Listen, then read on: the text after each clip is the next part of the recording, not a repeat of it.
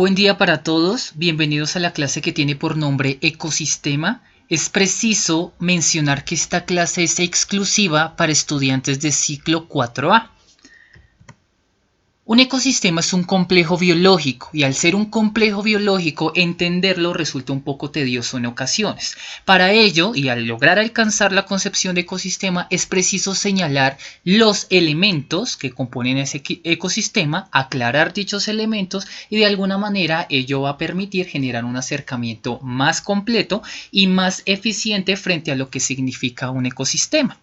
En ese orden de ideas, para entender el concepto de ecosistema, es preciso señalar la especie, es preciso señalar y traer a colocación la población y por supuesto es preciso señalar y mencionar lo que es una comunidad. En ese orden de ideas, para dar inicio, tenemos que las especies son organismos que presentan una serie variada de características que los hacen únicos, aspectos morfológicos, aspectos comportamentales. Pero la premisa que caracteriza a la especie es que son organismos que poseen una genética única, razón por la cual dicha genética única solo les va a permitir reproducirse con aquellos organismos cuya genética sea similar. En ese orden de ideas tenemos en pantalla una especie de tortuga que, como sabemos, biológicamente es imposible de manera natural que se pueda generar un hijo entre el cruce de las tortugas, especies de tortugas y especies de invertebrados como las hormigas. Al mismo tiempo tenemos otra especie diferente de otro vertebrado que corresponde a las liebres. Naturalmente, la genética de las especies impiden que éstas se puedan reproducir entre sí. Hoy en día se está buscando un método que permita fusionar genomas, que permita fusionar cromosomas para establecer características de individuos que no sean naturales y de alguna manera, por ejemplo, usarlos, en el caso de los híbridos entre humanos y cerdos, usarlos como una posible fuente para extraer órganos a futuro, pero naturalmente es imposible que una especie se reproduzca con otra. Biología es una línea que tiene contadas excepciones y es el caso de lo que todos conocemos bajo el nombre de mula. La mula es un individuo que es producto del cruce de dos especies totalmente diferentes. Sí, presentan una familiaridad, como es el caso de la yegua con el caballo, pero no son especies exactas. Se supone que una de las razones por las cuales especies diferentes no se pueden reproducir es porque en el choque de cromosomas, cuando se empiece a generar el proceso de gestación, ese embrión que se está formando se va a abortar. O si llega a nacer, es decir, el embarazo alcanza a ser viable y nace, posiblemente su periodo de vida sea bastante reducido precisamente por las malformaciones que va a contar.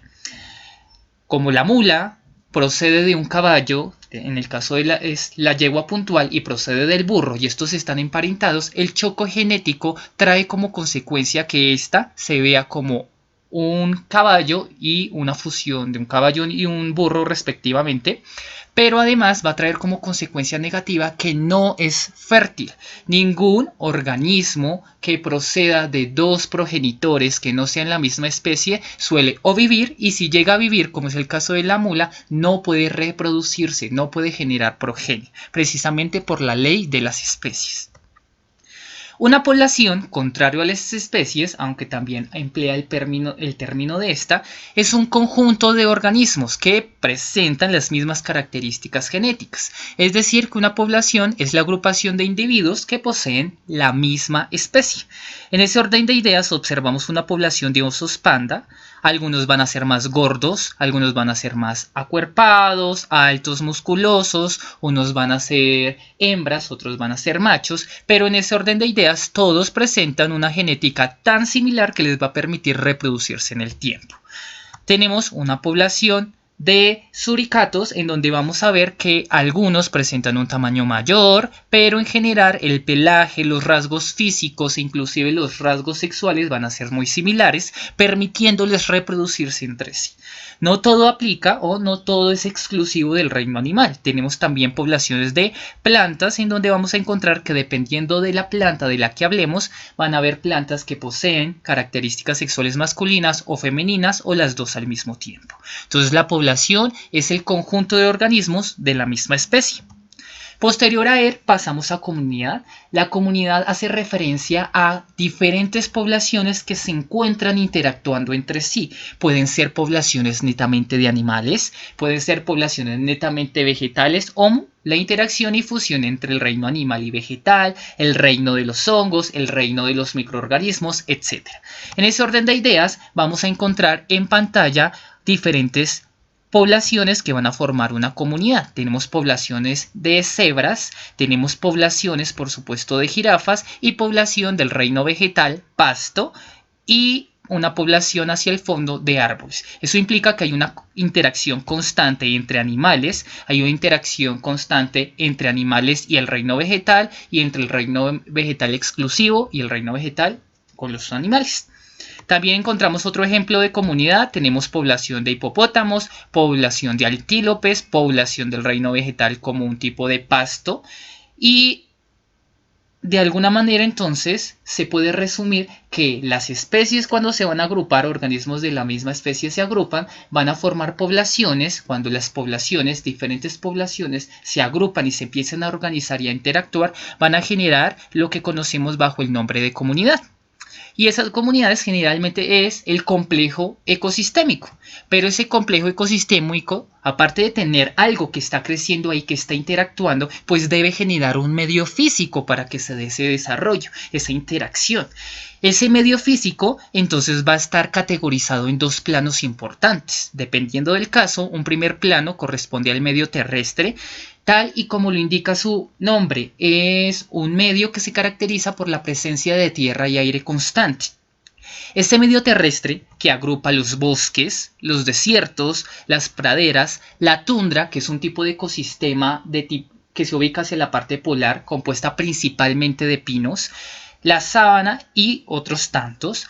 Ese medio terrestre que presenta o que agrupa aquellos ecosistemas que acabo de mencionar, bosque, desierto, pradera, tundra, sabana, entre otros tantos, va a tener unos factores importantes que lo van a enriquecer.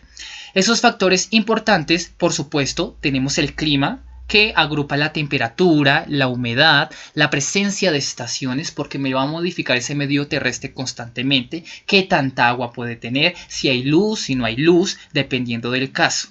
Aparte de eso, va a estar modificado ese medio terrestre por el tipo de suelo. Ese tipo puede ser húmedo, puede ser arenoso, puede ser compacto, puede estar suelto, dependiendo del caso.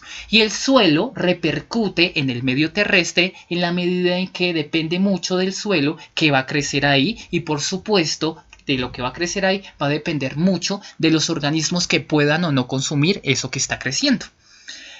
También tenemos el relieve, que organización presenta ese suelo, es compacto, más bien es arenoso, presenta modificación en torno a que se agrupa en capas. Por ejemplo, una montaña, tenemos que una montaña es un relieve tan marcado que en ocasiones vamos a encontrar diferenciación no solo de suelo, sino de temperatura y de presión, y eso repercute en qué tipo de plantas o qué tipo de animales puedo localizar en los diferentes pisos térmicos que se van a establecer a lo largo de esa montaña. También hay otra categoría, otra división del medio físico que corresponde al medio acuático. Como su nombre lo indica, se desarrolla en un medio exclusivo por un fluido que viene siendo el agua. Y ese medio acuático entonces va a agrupar charcas, ríos, mares, océanos, humedales, los que ustedes quieran traer a colocación. Los factores más importantes, porque no son todos, que influyen en ese medio acuático, como primera medida, se va a destacar la salinidad. ¿Qué tanta sal, si es que tiene, presenta ese medio acuático? Entonces ahí vamos a dividir el medio acuático en uno de agua dulce y uno de agua salada. Son muy pocos los organismos que tienen la capacidad de vivir en los dos medios. Casi siempre vamos a encontrar organismos exclusivos de agua dulce, otros exclusivos de agua salada, pero en biología hay contadas excepciones en donde localizamos individuos que lograron capacitarse fisiológicamente para sobrevivir a los dos medios. Otro factor que influye en el medio acuático es la luz. Si yo tengo un cuerpo de agua y lo voy a evaluar de manera vertical, es decir, de arriba para abajo, voy a encontrar que hay mayor cantidad de luz hacia la parte superior y menor cantidad de luz hacia la parte inferior. ¿Eso qué trae como consecuencia? Que casi todos los organismos acuáticos que voy a localizar en la parte superficial de ese cuerpo de agua que estoy evaluando tengan la capacidad de hacer fotosíntesis, de usar la luz como un recurso para que a partir del agua, la luz y el CO2 puedan generar su propio alimento.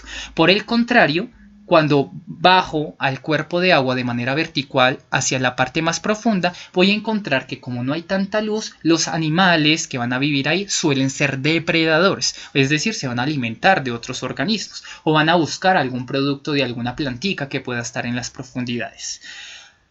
Y otro, pero no deja de ser importante, factor que influye en el medio acuático, pues va a corresponder a las corrientes. Si la corriente es muy fuerte, va a estar ocupada ese medio acuático por organismos un poco más grandes, más musculosos, que puedan de alguna manera sortear la corriente, y de plantas que presenten unas ramificaciones más marcadas porque la corriente se las podría llevar. Por el contrario, a nivel ecológico hay una tendencia a encontrar en aquellos lugares donde no hay tanta corriente, pues individuos un poco más pequeños, no necesitan ser tan musculosos porque no hay que vencer, no hay una corriente que vencer, y las plantas igualmente suelen ser de tamaño un poco más reducido. Pero es importante señalar que en biología siempre hay una excepción. Los ecosistemas y las cadenas de interacción se brincan, se saltan. En ese orden de ideas, un ecosistema es un complejo biológico estructurado por especies que a su vez estructuran las poblaciones, que a su vez estructuran las comunidades y van a interactuar entre sí. ¿Pero dónde van a interactuar? En un medio físico. Un medio físico que puede ser terrestre o un medio físico que puede ser acuático. Espero que todo haya quedado bastante claro. Cualquier duda o cuestión, no duden en escribirla. Feliz tarde.